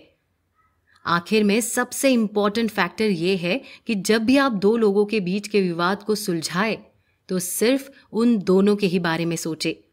विवाद को किसी तरह से खत्म करने और अपनी सहूलियत देखने की नीयत से बिल्कुल भी काम ना करें। विवाद जिन लोगों के बीच है उनके बीच समझौता होना चाहिए और आपका फैसला ऐसा होना चाहिए जिससे उन दोनों पार्टियों को संतुष्टि मिले, ना कि आप अपने काम के पूरे होने की संतुष्टि पर नजर रखें। हमारी लाइफ में कुछ ऐसे मौके भी आते हैं जब हम चीजों को सिर्फ बातों से नहीं सुलझा सकते हैं। हो सकता है कि आप किसी झगड़े को खत्म करने के लिए कितना भी हम्बल और कितना भी नॉन वायलेंट होकर बात करें, लेकिन फिर भी दूसरा पक्ष समझौता करने के लिए तैयार ही ना हो। ऐसे कंडीशन में हमारे लिए जरूरी हो जाता है कि हम अपनी ताकत का प्रदर्शन करें। लेकिन इस टाइम ये भी ध्यान रखना है कि जब हम अपनी ताकत का प्रदर्शन करें तो किसी को नुकसान पहुंचाने या दबाने के मकसद से नहीं, बल्कि खुद के बचाव के मकसद से हो। कुछ सिचुएशन में ऐसा भी हो सकता है कि आप तो नॉर्मल और नॉन वायलेंट बातचीत करने की कोशिश कर रहे हो ताकि सारी प्रॉब्लम सॉल्व हो, लेकिन आपके सामने वाला किसी भी तरह की बातचीत के लिए तैयार ही नहीं हो, या फिर उन्हें ऐसा लग सकता है कि आपके शांत होकर नॉन वायलेंट तरीके से बात करने के पीछे कोई ट्रिक हो सकती है, या आप उनका फायदा उठाने की कोशिश कर रहे हैं। वो ऐसा भी फील कर सकते हैं। ऐसे सिचुएशन में आपको ताकत का सहारा लेना पड़ सकता है। अगर आप ताकत का यूज करना चाहते हैं तो इसके लिए भी एनवीसी आपको एक ऑप्शन देता है। दरअसल आपको ताकत के इस्तेमाल के दो अंतर को समझने की जरूरत है। ताकत का इस्तेमाल दो तरीके से हो सकता है। पहला तो पनिशमेंट के तौर पर और दूसरा बचाव के रूप में। आपको यह समझना होगा कि ताकत के इस्तेमाल के पीछे की सोच क्या है। क्या आप ताकत का प्रोटेक्टिव यूज करके किसी भी तरह के अन्याय को रोकना चाहते हैं, या इसका इस्तेमाल करके आप दूसरों को उनकी गलतियों के लिए सजा देना चाहते हैं? इस चीज को एग्जाम्पल की मदद से भी समझा जा सकता है। जब आप किसी बच्चे को घायल होने से बचाने के लिए उसे सड़क पर दौड़ने से रोकते हैं या उसे बचाते हैं तो आप प्रोटेक्टिव फोर्स यानी कि बचाव के लिए ताकत लगा रहे होते हैं। वहीं दूसरी ओर प्यूनिटिव फोर्स यानी कि किसी को पनिशमेंट करने के लिए इस्तेमाल किए जाने वाले ताकत से किसी के ऊपर फिजिकल या मेंटल अटैक शामिल हो सकता है, जैसे कि बच्चे को पीटना या ये कहना तुम इतने बेवकूफ कैसे हो सकते हो, तुम्हें अपने आप पर शर्म आनी चाहिए। जब आप फोर्स के प्रोटेक्टिव पहलू का प्रयोग करते हैं तो आप उन राइट्स पर फोकस कर रहे होते हैं जिसकी आप रक्षा करना चाहते हैं। इसमें आप किसी इंसान या उसके नेचर के बारे में ज्यादा नहीं सोचते हैं। यहाँ आप सड़क पर दौड़ने वाले बच्चे की निंदा नहीं कर रहे हैं, बल्कि आपकी सोच पूरी तरह से बच्चे को खतरे से बचाने की दिशा में लगी हुई होती है। फोर्स के प्रोटेक्टिव यूज के पीछे एक मोटिव ये है कि लोग नॉलेज न होने की वजह से स्वयं और दूसरों के साथ गलत तरीके से बिहेव करने लग जाते हैं। ऐसी सिचुएशन में आपका प्रोटेक्टिव फोर्स काफी काम आता है। पनिशमेंट की कीमत कभी कभी आपको फिजिकल हार्म से तो बचा लेती है, लेकिन इसकी वजह से होने वाले आपके मॉरल लॉस का कोई सोल्यूशन नहीं होता है। जब आप केवल सजा से बचने के मोटिव से कुछ करते हैं तो आपका ध्यान एक्शन से हट जाता है। इसके बजाय आप रिजल्ट पर ज्यादा फोकस करने लग जाते हैं। अगर किसी इंसान को पनिशमेंट के डर से काम करने के लिए प्रेरित किया जाता है तो काम तो हो जाता है, लेकिन उससे इंसान की नैतिकता प्रभावित होती है। ये काम के दौरान, काम के पहले या काम के बाद में भी हो सकता है। ऐसा भी हो सकता है कि इस पनिशमेंट से उस इंसान के काम करने की क्षमता कम हो जाए। जब प्यूनिटिव फोर्स का प्रयोग किया जाता है तो इंसान की सेल्फ रिस्पेक्ट भी कम हो जाती है। एग्जाम्पल के तौर पर बच्चे दांत ब्रश करते हैं क्योंकि उन्हें यह बताया गया है कि अगर वे अपने दांत साफ नहीं करेंगे तो उनकी सभी जगह पर इंसल्ट की जाएगी या उनका मजाक बनाया जाएगा। इससे वे अपने दांत तो रोज साफ कर लेंगे और उनकी ओरल हेल्थ भी बेहतर रहेगी, लेकिन इससे उनके सेल्फ रिस्पेक्ट पर बहुत असर पड़ेगा।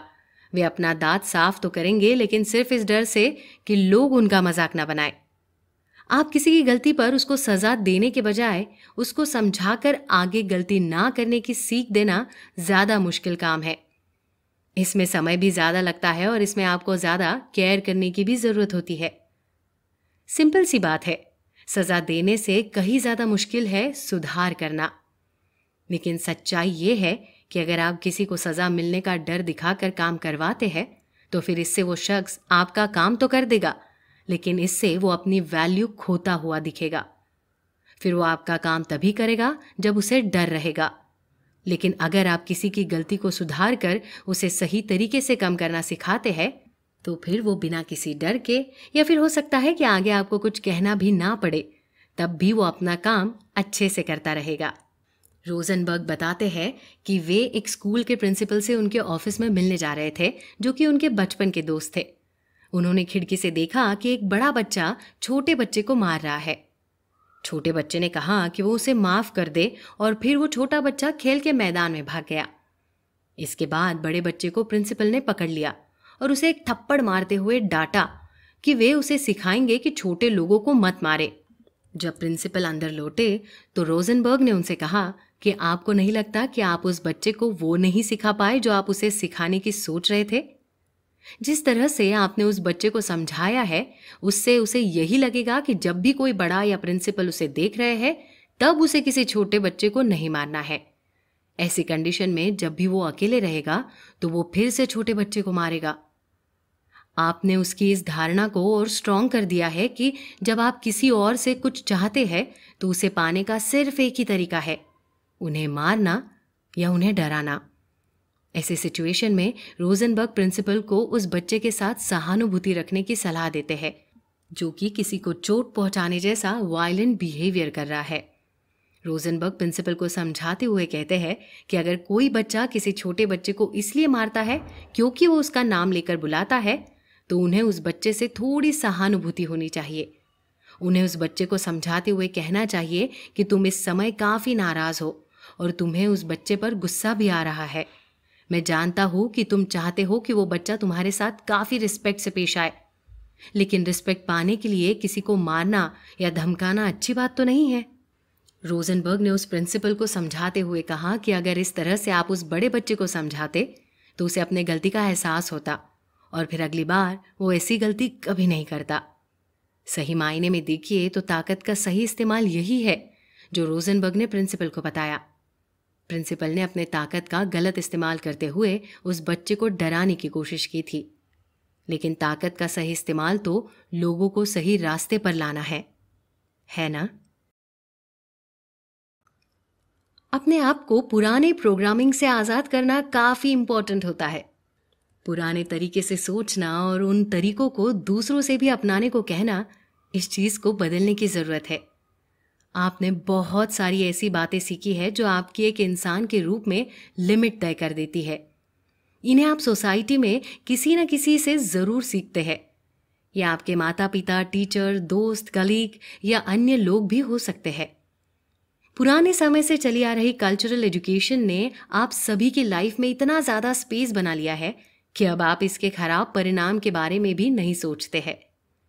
खुद के पुराने नियमों और पुराने तरीकों को सोचने की आदत को बदलने के लिए हमें खुद से कनेक्ट होने की ज़रूरत है। और जब आप ऐसा करने की कोशिश करेंगे तो आपको एहसास होगा कि ये तो हमारे कल्चरल बिहेवियर से काफ़ी अलग है। और पुरानी चीज़ों और ख्यालों को छोड़कर नया ख्याल अपनाना बहुत मुश्किल भी है। दरअसल प्रॉब्लम ही यही है कि हम सभी को हमारी ज़रूरतों के बारे में कभी भी ठीक से बताया ही नहीं गया है। हम शुरू से ही ऐसे रहे हैं कि हम दूसरों को क्रिटिसाइज करने, उन्हें ब्लेम करने में माहिर हो चुके हैं। और जब आप इस तरह की चीज़ों से घिरे हुए होते हैं तो ऐसी सिचुएशन में खुद के लिए एक अच्छा माहौल बनाना काफ़ी मुश्किल हो जाता है। एनवीसी यानी कि नॉन वायलेंट कम्युनिकेशन का यही मकसद है। आप खुद पर फोकस कीजिए। आप क्या चाहते हैं? आप खुद की लाइफ कैसी बनाना चाहते हैं? आप दूसरों की तरफ ध्यान मत दीजिए कि वो आपसे कैसे बिहेव कर रहे हैं, वो आपको कैसे ट्रीट कर रहे हैं, वो आपको खुश रखते हैं या आपको दुखी कर रहे हैं। असल में सामने वाला आपके साथ क्या कर रहा है, वो कैसे रह रहा है, इससे आपको फर्क ही नहीं पड़ना चाहिए। आप बस अपने कम्युनिकेशन को नॉन वायलेंट बनाइए। आप लोगों को क्रिटिसाइज करने या किसी को जज करने से बचिए। बस अगर हम एनवीसी की मदद से इतना करना सीख जाए तो फिर हमें खुश रहने से कोई नहीं रोक सकता। असल में हमें अपना ख्याल रखना है, अपने आंतरिक मन को खुश बनाना है। एनवीसी का बस यही मकसद है। अपने इनर पार्ट की देखभाल कितनी इंपॉर्टेंट और फायदेमंद हो सकती है, इसे आप एक इंसिडेंट से समझ सकते हैं। एक बार एक स्पोर्ट्समैन 3 दिन की ट्रेनिंग के लिए गया। ट्रेनिंग के दूसरे ही दिन उसके सिर में काफी दर्द होने लगा। अब इस कंडीशन में उसके मन में तरह तरह के ख्याल आने लगे। आखिर मेरे सिर में दर्द क्यों हो रहा है? मैंने कुछ इधर उधर तो नहीं खा लिया? मैं ज़्यादा स्ट्रेस तो नहीं ले रहा? वगैरह वगैरह। उस स्पोर्ट्समैन के मन में ये सब ख्याल आ ही रहे थे कि अचानक से उसे अपनी एनवीसी की ट्रेनिंग के दौरान बताई गई बात याद आ गई। अब उसने इस चीज़ को अलग तरीके से सोचना शुरू कर दिया। अब उसने सिर दर्द के कारण के बारे में सोचने के बजाय इसको खत्म करने के सोल्यूशन के बारे में सोचना शुरू कर दिया। अब उसने खुद को सिर दर्द का टेंशन देने के बजाय इस टेंशन को दूर करने के सोल्यूशन के बारे में सोचना शुरू कर दिया। फिर उसने उन सोल्यूशन पर काम किया और बहुत जल्द ही सिर दर्द से आराम भी पा लिया। अब जरा सोचिए, अगर वो सिर्फ सिर दर्द के कारण के बारे में सोचता रहता तो क्या होता? क्या उसका सिर दर्द जल्दी ठीक हो पाता? क्या उसको राहत मिलती? नहीं। ऐसा करके वो सिर्फ और सिर्फ अपनी तकलीफ बढ़ाता। ऐसा एक उदाहरण देते हुए रोजनबर्ग बताते हैं कि एक बार एनवीसी के ट्रेनिंग सेशन के दौरान उनके एक कंटेस्टेंट ने बताया कि कैसे उसने हाईवे पर गाड़ी चलाते समय एनवीसी की मदद से अपने गुस्से को कंट्रोल किया था। उस कंटेस्टेंट ने बताया कि पहले जब वो हाईवे पर गाड़ी चलाते समय किसी को ओवर स्पीड में चलते देखता था या किसी की गलत तरीके से ओवरटेक करते देखता था तो उसे बहुत गुस्सा आता था, और जब वो अपना गुस्सा निकाल नहीं पाता था तो ये और ज़्यादा बढ़ जाता था। लेकिन जब उसने एनवीसी का सेशन लिया और उसे नॉन वायलेंट तरीकों के बारे में पता चला, तब जाकर उसने ऐसी सिचुएशन में अलग तरीके से सोचना शुरू कर दिया। अब जब भी वो हाईवे पर किसी को गलत तरीके से गाड़ी चलाते हुए देखता है तो उसे उन लोगों पर गुस्सा नहीं आता, बल्कि ऐसे लोगों से सहानुभूति होने लगी। अब वो ऐसे सोचता था कि ये जो लोग इस तरह से गाड़ी चला रहे हैं, ये अपने आप को खतरे में डाल रहे हैं। इनके साथ कुछ भी हो सकता है। इन्हें अपने खतरे का एहसास ही नहीं है। जब वो उन लोगों के बारे में इस तरह से सोचता तो फिर उसे उन पर गुस्सा नहीं आता था, बल्कि उनसे सहानुभूति होने लगती थी। जैसा कि हमने पहले के चैप्टर्स में भी डिस्कस किया था कि गुस्सा हमारे मन के भीतर की उपज है। हमें किसी के एक्शन या किसी की बातों से गुस्सा नहीं आता, बल्कि इसलिए गुस्सा आता है क्योंकि हमारे सोचने का तरीका गलत होता है। अगर हम अपने सोचने के तरीके को बदले तो शायद हमें गुस्सा आए ही ना। प्रशंसा के पीछे का इरादा जानना जरूरी है। अगर आपको किसी से तारीफ मिल रही है तो आपको ये पता लगाना होगा कि उसके पीछे का इरादा क्या है। और अगर आप किसी और की तारीफ कर रहे हैं तब भी आपको अपने अंदर झांक कर ये देखना जरूरी है कि आप उसकी तारीफ क्यों कर रहे हैं। तारीफ करने के कुछ स्टेटमेंट्स जैसे कि आपने उस रिपोर्ट पर अच्छा काम किया है, आप बहुत एक्टिव इंसान हैं, कल शाम मुझे घर पर ड्रॉप करने के लिए आपने पूछा, ये मुझे बहुत अच्छा लगा, आपको अक्सर सुनने को मिलते रहते होंगे। इस तरह के स्टेटमेंट्स को आमतौर पर तारीफ को एक्सप्रेस करने के रूप में कहा जाता है। ये स्टेटमेंट्स स्पीकर को एक ऐसे व्यक्ति के रूप में दिखाते हैं जो एक तरह का आपको डिसीजन देता है कि आपने जो किया वो अच्छा था या बुरा। रोजनबर्ग इस डिसीजन को आगे क्लियर करते हुए बताते हैं कि ये पॉजिटिव और नेगेटिव दोनों ही हो सकता है। किसी की तारीफ करना एक तरह से डिसीजन देना ही होता है, हालांकि ये काफी हद तक पॉजिटिव डिसीजन होता है। कॉर्पोरेट फील्ड में जो मैनेजर होते हैं वो किसी भी तारीफ को बस इट वर्क्स बोलकर खत्म कर देते हैं। वे इस तारीफ वाले रिचुअल को ही वर्क स्पेस से हटाने की कोशिश करते हैं। स्टडी से पता चलता है कि अगर कोई मैनेजर कर्मचारियों की तारीफ करता है तो वे कड़ी मेहनत करते हैं, और वही स्कूल में अगर टीचर स्टूडेंट्स की तारीफ करते हैं तो वे भी कड़ी मेहनत करते हुए खुद को और बेहतर बनाने की कोशिश में लग जाते हैं। लेकिन स्टडी में ये बात भी सामने आई है कि इस तरह से तारीफ पाने वाले लोग ज्यादा मेहनत तो करते हैं, लेकिन ऐसा सिर्फ शुरुआत में ही होता है। एक बार जब लोग तारीफ के पीछे का मेन मकसद समझ जाते हैं तो फिर उनके काम करने की कैपेसिटी और प्रोडक्टिविटी दोनों कम हो जाती है। तारीफ की खूबसूरती तब बर्बाद हो जाती है जब लोग उसमें से कुछ प्राप्त करने के सीक्रेट इरादे को नोटिस करने लग जाते हैं। इसके अलावा जब आप दूसरों को अट्रैक्ट करने के लिए तारीफ को मीडियम बनाते हैं तब भी ये बुरी बात होती है।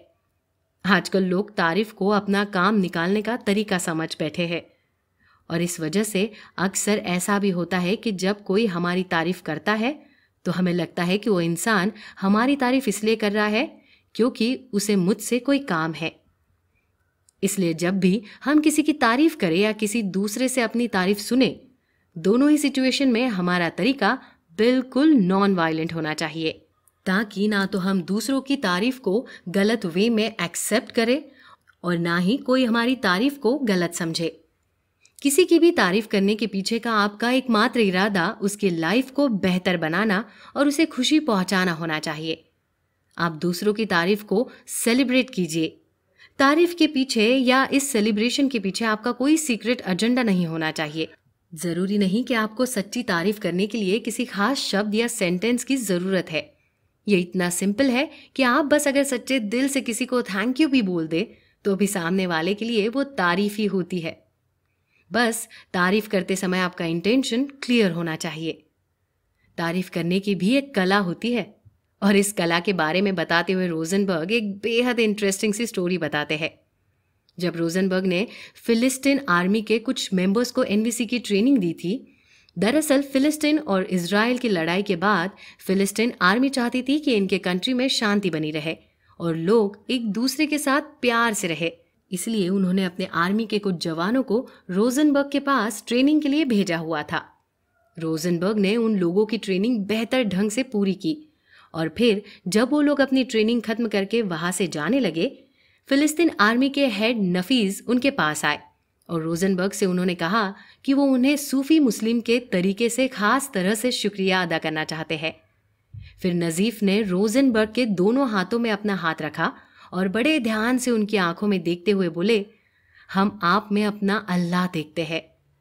इतना कहते हुए उन्होंने रोजनबर्ग के दोनों हाथों को चूम लिया।